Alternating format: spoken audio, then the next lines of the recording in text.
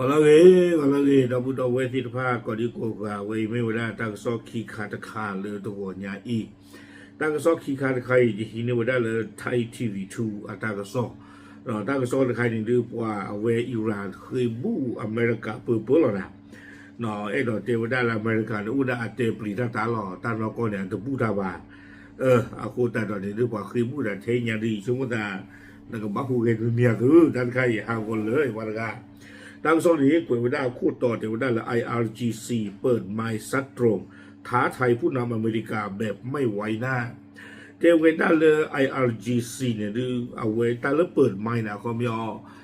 กระตุ้นแต่ละไมโครโฟนเนี่ยตะปีคาราบางเขามีเราออท่อไมโครโฟนดิต่อเด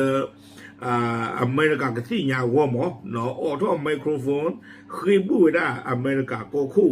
เลือดตัวดอตาป่าเมป่านนานี่อเมริกาโกคู่บ้านนี่หรอ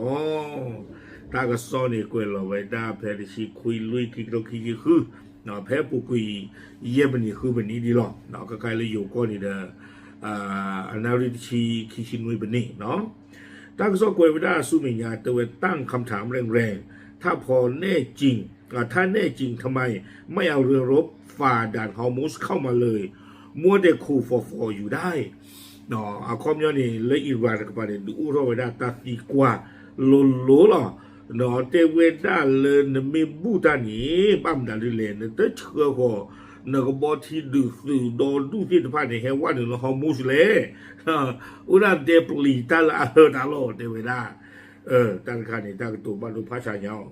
กวยเวดาสุเมียงานนี้ทำเอาเวทีการเมืองโลกนั่งไม่ติดเพราะนี่คือการลูบคมพยาอินทรีย์แบบกะเอาให้พังกันไปข้างเนาะเทวดาเวย์ปัวบ้าขาดอเขาคุดอเพลทีนี้ก็เกนี่กุลูกก็ผ่านเข้ามาหรอเนาะบ้านนึกคนอะไรเทวดาIRGCตาหูตาเกตบลอยใหญ่เนี่ยลูบคมเนี่ยมาจากที่ตอนเดเลพุเลเวลาอเมริกาเขยกันหน้าบ่IRGC เลยพูดเลยว่าอเมริกาเขยนะเราสิวได้เลยแกนั่นเลยตูนบี้ไม่นั่นก็กลัวละชีเลยจะนี่หมอเนาะเอาไว้เมตาคือบูลูสู้อเมริกานี่หรอตั้งโซโกยสู้เมีย19 เมษายนที่ฮารานเนาะสถานการณ์ด้านน้ำตะวันออกกลางพุ่งทะลุจุดเดือดอีกครั้งเนาะเตวันได้เลยป้อเล่อาทีเลมือทอเคอร์ตานี่กูรูตุ่มมาตะบลอกดอกนี่เนาะเมื่อ IRGC ออกโรงแถลงการท้าทายประธานาธิบดีโดนัลด์ทรัมป์แห่งสหรัฐอเมริกาโดยตรงเนาะเฮตาครบเลย IRGC นี่เด้อเอาไว้คือบูไว้ได้อเมริกาก็คุ้นลูพร้อมประกาศจุดยืนอย่างแข็งกล้าวว่ากองกำลังทหารอิหร่านจะเข้าจัดการเรือทุกลำที่พยายามเล่นผ่านช่องแคบฮอร์มุสโดยไม่ได้รับอนุญาตหรือเพิกเฉยต่อการเตือนทางทะเลเนาะเอาไว้เตไว้ได้เลยอิหร่านนี้เอาไว้ปราบพลาทไว้ได้ตาปาสากเลยมือชื่อเลออิหร่านนี้เอาไว้กันนึงล้อคู่เกไว้ได้เลอฮอร์มุสโดกบทีก็ไม่ได้ลาจิตอจิหล่อเพนี่เนาะโดกบทีเลยอาจจะดูกันหน้าตาโดแต่กันหน้าคือตาที่พลอบาที่ผ่านนี่หรอกบทีเลยเห็นหนึ่งหล่อเพนี่เนี่ยเลยแต่ดูกันหน้าตาที่พลอบาไม่เห็นเลยแต่กันหน้าอิหร่านอาตาเนี่ยหล่อบาที่ผ่านไม่เห็นนี้บลาก็ไม่เดเตเวดาตาคาเนี่ยตากอตาเขผ่านดูลีกวยโดเวดาสุมิญาการปรากฏตัวครั้งนี้ไม่ใช่แค่การย้ำจุดยืนเรื่องอธิปไตยเหนือพื้นที่ยุทธศาสตร์แต่เป็นการเปิดหน้าท้าชนผู้นำสหรัฐอย่างรุนแรงเดี๋ยวได้เลยตาเปิดท่อตบลอยใหญ่นี่เด้อเอาเวตมิดเฮเลยอิหร่านดอป่าพลาท่อเวด้าเลยตาล้อเวนี้ป้นเล่เวนี้อุลซาตาจูตังหมอพ่อละหลอตมิวตะกาบะเนาะป่าพลาท่อเวด้าเลยป้นเล่นี้มีอัตาตมิวตะกาบะมิสโกเวด้าตาคือบูเวด้าลูอเมริกาก็คู่ชูดูนี่หรอโดย IRGC ได้ตั้งข้อสงสัยถึงความจริงจังของทรัมป์ที่เคยขู่จะลบกองทัพอิหร่านให้หายไปจากแผนที่ก่อนหน้านี้พร้อมกับส่งคำท้าทายที่สะเทือนไปถึงทำเนียบขาวหนอเตเวด้าเลยหนอได้ตั้งข้อสงสัยเอาไว้ได้เลย IRGC ก็นี่เดี๋ยวดูอู้ทั่วไว้ได้ ตาหล่อชูกมูตะคาโลซูอเมริกาก็โคโดนัลด์ทรัมป์บ้ามนึกคนอะไรเอาไว้เทวดาเลยยาทรัมป์นี่เอาไว้ป่าพลาท่อไว้ได้เลยกำมาลอมมากกุยไว้ได้อิหร่านอากบอทีสุที่ผ่านนี้เลแมปลูกคู่กัอปูเทวดาวิบล้อนี้เนาะเอาไว้เชื่อขอสกอไว้ได้ตากตูโลซูไวท์เฮาส์อู้แล้วก็ว่ากรณีกุยข้าไว้ได้จิตใจอีเนาะเอาไว้มันก็ยังมาตีตะโกนกับผ่านนี่อย่าเย็นตู้ไม่กันนี้ก็กลัวเดียดนี่อย่าว่ากุยกันแล้วก็ว่ากรณีกุยไว้ได้ใจอีแต่ว่า if Trump is serious about his threat why don't he not send his warship to open the Strait of Hormuz by force เนาะเอาไว้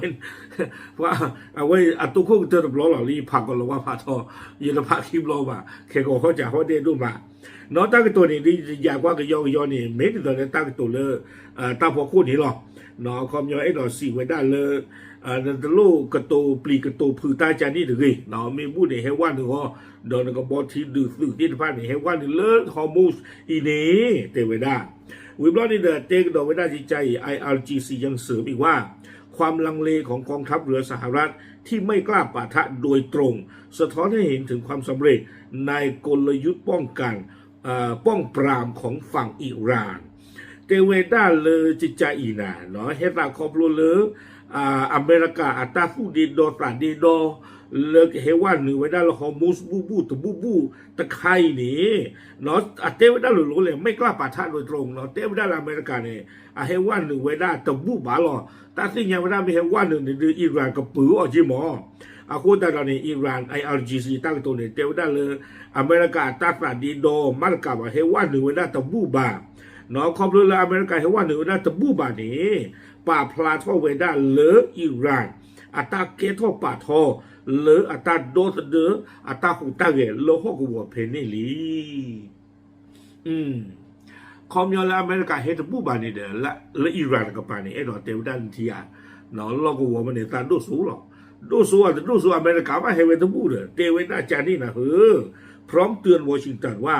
ปฏิบัติการทางทหารใดๆที่พุ่งเป้ามายังเรือของอิหร่านจะต้องเผชิญกับการตอบโต้ที่เด็ดขาดและรุนแรงเกินกว่าที่วอชิงตันจะคาดคิดหนอ วิบลอนี่เดอเอาไว้ให้ปลอสกอไว้ได้วอชิงตันเตเวด้าและตาหูตาเรเลสุตะกป่าเลอาคูเมโลเลอาอุดอาตาโตโลซูอิหร่านอากบอทีสุที่ผ่านนี้เตเวดาเนาะปลาเวนี้กับบ้าตะเรือดอตามมากากดาเกชูโกโกอัปตอตุเลิศเอาไว้วอชิงตัน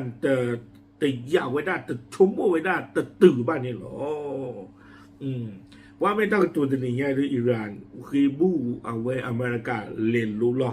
เนาะคือบูเล่นรู้หรอเขาอย่างนี้แต่ป่าเมปันนั้นเนี่ยอเมริกาละบ้าวิบล้อนี้กวยไว้ด้านนักวิเคราะห์มองว่าการที่ทหารระดับสูงของอิหร่านออกมาใช้ถ้อยคำยั่วยุและท้าทายผู้นำสหรัฐแบบตรงไปตรงมาคือการทำสงครามจิตวิทยาเพื่อแสดงความเหนือกว่าในพื้นที่และบีบให้ฝั่งอเมริกาต้องทบทวนความเสี่ยงอย่างหนักหากคิดจะใช้กำลังทหารทะลวงเส้นทางเดินเรือวาลาเป็นที่โนผ่านด้านนี้เอาไว้เตไว้ได้ใจนะเตไว้ได้เลยอิหร่านสิโคตุนาที่ตะผ้าตาป่าพลาท่ออัตากตู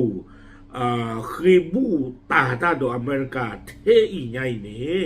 เอาไว้นี้เตไว้ได้มิสโกไว้ได้ปกติจะเลยตาดูตะขาเนาะโยโกและสงครามจิตวิทยาตาดูเลศาสตร์ปาเรลูกเวลาสามบอกเลยตาสีตากระตูตาดูและตาสีตากระตูตะขาเลป่าพลาท่อไว้ได้แล้วโลกวัวเพนี่เนาะวิบลอนี่ดาเวบีไว้ได้อเมริกานี้เลือกกับบ้านโชกุโมเมทีเนาะเลือกเมกาซูนสื่ออาเรียบาเลอตาลอเพนี่ที่ตอนนั้นก็ออท่อ